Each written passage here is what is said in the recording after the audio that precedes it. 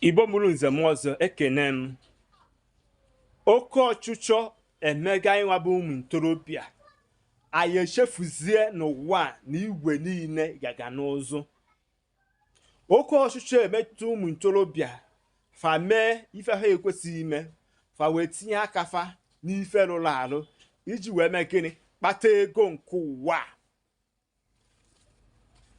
Onye gburu nwanne ya abụghị odegwu.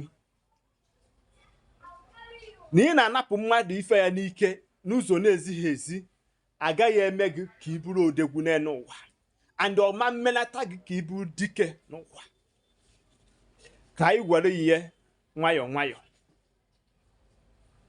Ụmụ ntorobịa ya onweghị onye chọziri ịgba mbọ, o nweghịzighị onye chọrọ ije bọyị. Ndị jegoro bọyị onwe ka o si wee dị fanata fa chọrọ ebe ha ga-ebikanye aka.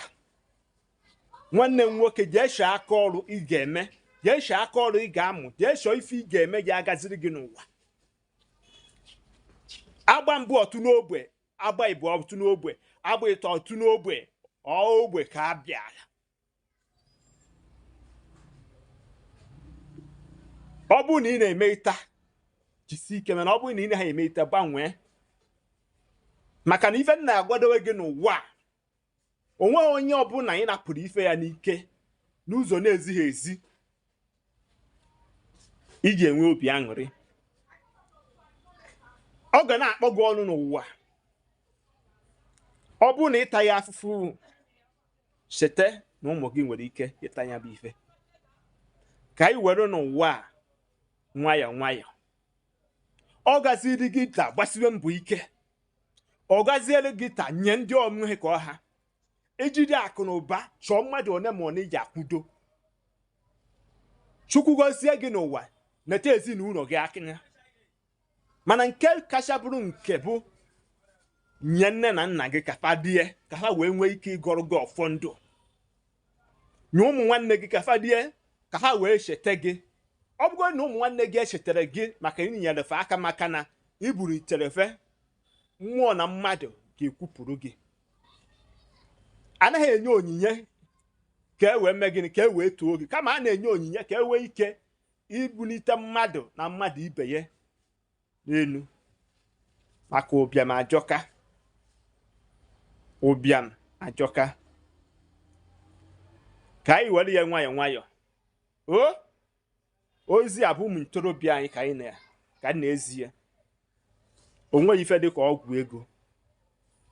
The highest ọgwụ ego ị ga-agwọ bụ jee chọọ aka ọrụ ị ga-eme, chọọ biznes ị ga-eme.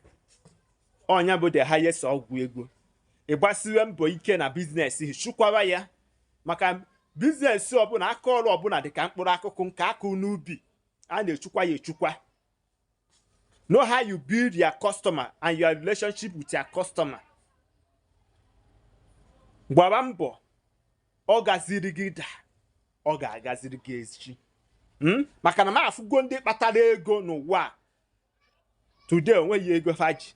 Fụ ndị enweghị ego n'ụwa site na mbọ fa na-abụa Chukwu okike bunye efe enu.